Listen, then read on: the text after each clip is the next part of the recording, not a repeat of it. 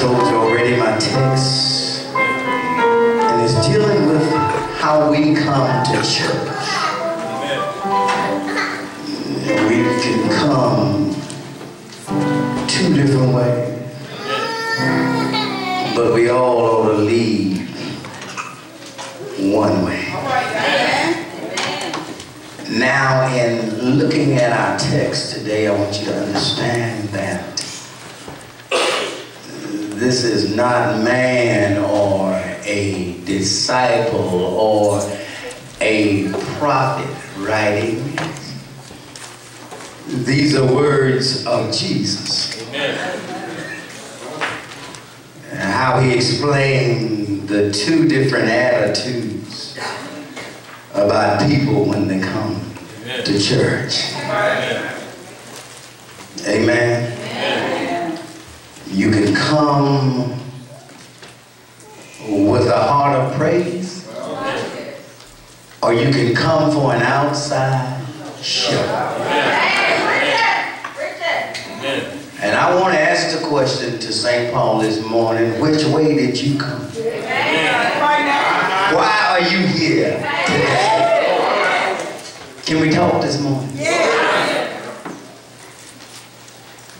Verses 9 through verse 14. Amen.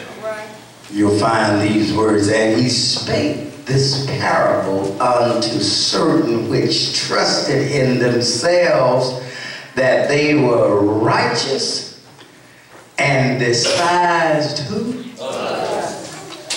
Now that ought to preach by itself. Amen.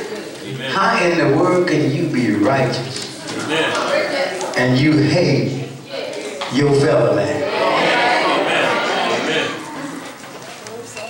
Can I go on? Two men went up into the temple to pray. The temple is what called the church. And one a Pharisee, and the other a publican. The Pharisee stood and prayed thus with himself. God, I thank thee that I am not as other men are, extortioners, unjust, adulterous, or even as this publican. He was in church for the wrong reason already. Can I preach this morning?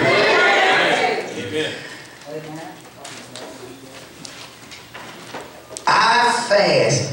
Listen to these personal pronouns now. I fast twice in the week. I give tithes of all that I possess. And the publican standing, now get this. And the publican standing afar off would not lift up so much as his eyes unto where? Why? Because he wasn't worthy. But smote unto his breast, saying, God, be merciful to me, a sinner. I tell you that man went down to his house. What? Justified rather than the other. That's how you're supposed to leave church. Okay? Then the other, for one that exalted himself shall be abased, and he that humbleth himself shall be exalted. Two ways in, but one way out. As we forestated, this morning, my brothers and sisters, some of us come to church for the wrong reason. Amen. Now, don't get me wrong. I don't see nothing wrong with folk coming with matching shoes and matching hats and because I got a hat that match my shoes on the desk. Come on, somebody. But all I'm concerned about that hat is that once I finish getting my praise on, it'll keep my head warm. That's the purpose. It's gonna serve. Amen. And if I didn't have one that matches my shoe, just as long as I had one to put on my head. I don't want you to get it twisted here today. Well, can I just be for real and we just, can I just thumb a ride with you this morning to tell you why you should come to the house of prayer?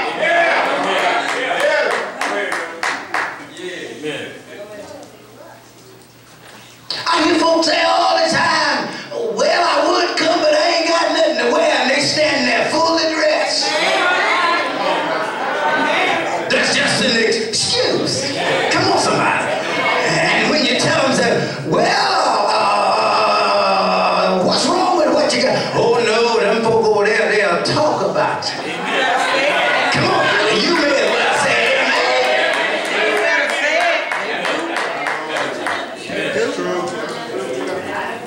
I never forget a few Sundays ago, Deacon Hewitt. See, you can only come to God for yourself.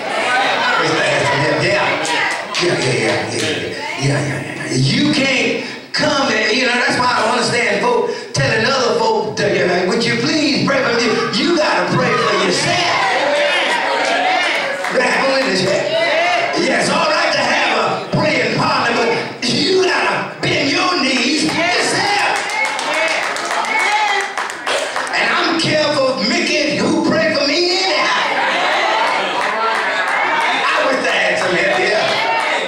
I had somebody one time, I was in the hospital from a car accident way back when, and they came in and started laying hands on me. I said, no, don't lay your hands on me because I ain't never witnessed your prayers.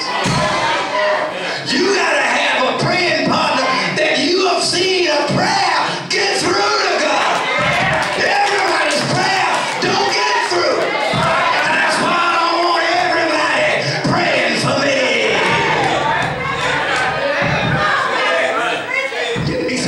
To know what go through folk head. I was telling some folk at work who had achieved Elizabeth and who had went up the ladder to success and was making $100,000+ a year. I was telling them, and they were sitting there just bragging, just like this Pharisee, well,